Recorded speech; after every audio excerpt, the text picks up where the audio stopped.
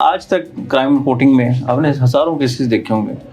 कोई एक ऐसा केस जो आपको हमेशा के लिए आपकी कॉन्शियसनेस में चला गया हो, जो हमेशा याद रहता हो, या जिसको देख के अभी तक आपको डर लगता हो? ज़ैनब के वाक़े पर मैंने कसूर में कायनात एक बच्ची थी उसके साथ उसको कवर किया था। इट वाज रियली डिफ़िकल्ट और आज भी मुझे वो कभी पूरा मंज़र याद आता है। वो बच्ची ना बाहर चारपाई पे अपने सहन में लेटी हुई थी और वो बच्ची कूड़े के ढेर से मिली थी। एंड इस वाक़े के तकरीबन 8 दिन बाद उसका रिज़ल्ट आया था and she stood first in her class.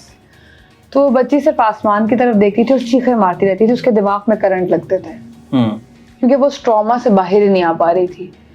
और 4 साल की बच्ची, 8 साल की बच्ची थी आई गेस, कायनात, जो ज़ैनब के साथ हुआ था वाक़या। उसी वाक़े में शी वाज द विक्टिम।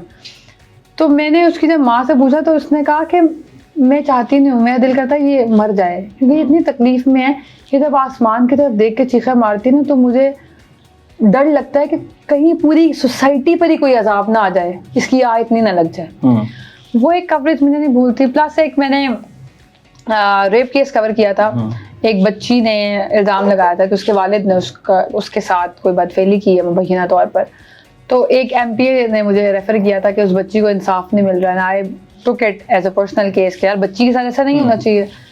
लेकिन अनफॉर्चुनेटली वो उसके बाप हिरासत में था, पुलिस ने गिरफ्तार कर लिया था। तो मैं जब 2 दिन बाद थाने गई तो ही वॉज देयर। उन्होंने मुझे बताया कि उसको बहुत मारा है और ये बस कह रहा है कि मुझे मार दें। तो जब मैं गई तो मेरे पाँव उन्होंने पकड़े। मुझे आज तक वो ऐसे लगता है कि मेरे पाँव ना उन्हीं के हाथ में अभी तक हैं। उन्होंने कहा कि प्लीज़ इनसे कहो कि मुझे मार दें। मुझे उस दिन लगा कि नहीं, मुझसे कोई गलती हुई है। आई फर्दर इन्वेस्टिगेटेड और मुझे पता चला कि वो बच्ची अपने चाचू के साथ शादी में इंटरेस्टेड थी एंड हर चाचू वाज मैरिड।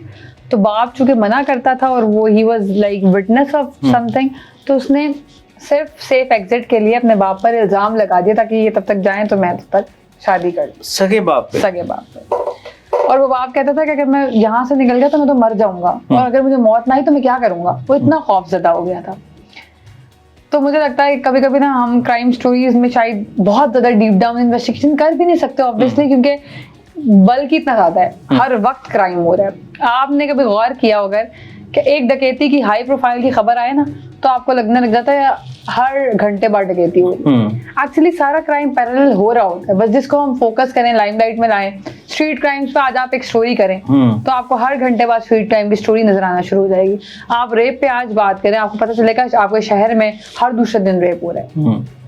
तो पैरेलल हो रहा होता है। मुझे लगा था कि वो मुझसे जिंदगी की ऐसी गलती थी ना जिससे मैं आज तक नहीं निकल पाई। इसमें एक और चीज़ जो मैंने भी कुछ अर्सा रिपोर्टिंग की मैंने ना दुनिया टीवी के लिए, तो कुछ ऐसी स्टोरीज होती थी कि जो आप स्टोरीज करके लाए और वो बाद में आपका एडिटर कह रहा कि ये चलेगी नहीं, या इसको आप कर नहीं सकते, चैनल की पॉलिसी नहीं है, या प्रेशर आ गया तो आप नहीं कर सकते।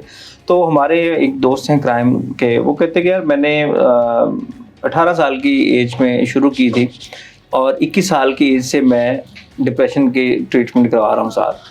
तो क्या क्राइम रिपोर्टर्स के साथ वाकई ऐसा होता है कि वो डिप्रेशन की खानी पड़ती हैं चीज़ें? अच्छा, मैंने 8 साल क्राइम बीट किया। अभी currently I am doing defence beat और civil secretariat, that is white collar crime itself, और साथ सोशल इश्यूज। और जो प्रोग्राम है वो हमारा है ही सारा सोशल इश्यूज पे बेस्ड। ये प्लांटेड नहीं है, अल्लाह की कसम। ये मेरा अपना पर्स है और ये देखें, ये मेरी प्रिस्क्रिप्शन है। I am boldly saying it कि आई कंसल्ट साइकेट्रिस्ट। ये मेरी एंटी डिप्रेसेंट्स है जो मैं खुद ले रही हूँ।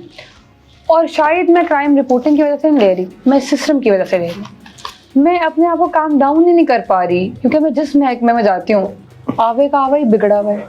मैं सोसाइटी के किसी बंदे से बात करती हूँ, फाइनेंशियल करप्शन तो बहुत दूर की बात है, मोरल करप्शन इतनी ज़्यादा है।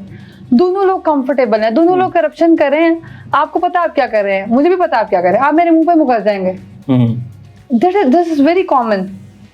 किसी को किसी का डर ही नहीं है। पहले आप एक्सपोज होने से डरते थे, अब इट इज समथिंग नॉर्मलाइज हो गया। आप एक दिन आप क्रिमिनल बन सकते हैं तो you can be the hero. अब तो मसला ही कोई नहीं है। रिसेंटली इवन के जो बड़े बड़े जिस तरह से केसेस आए हैं, जिस तरह के लीक्स आई हैं उसके बाद तो ये हमारे तो वॉशरूम वीडियो में लीक होना भी इज नॉर्मल नॉर्मल है। मैं देखता हूँ कि अभी मेरे बड़े सीनियर पॉलिटिशियन एक दोस्त हैं, तो उनको मैंने पूछा, मैंने कहा आपको कभी नहीं हुआ?